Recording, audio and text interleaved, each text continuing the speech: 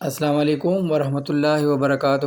حدیثوں کا سلسلہ جاری ہے اور ہم مشکوٰۃ المصابیح میں سے حدیث آپ کو بتا رہے ہیں۔ اس میں ہے حدیث نمبر 4099۔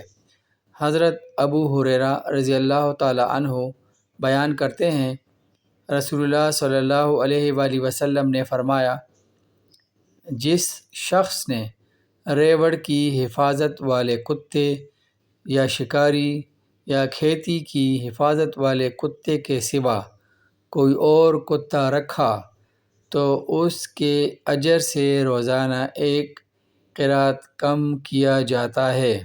متفق علیہ۔ ایک قرات کے بارے میں صحابہ نے رسول اللہ صلی اللہ علیہ وسلم سے پوچھا تو آپ صلی اللہ علیہ وآلہ وسلم نے فرمایا، ایک قرات کا مطلب احد پہاڑ جتنا۔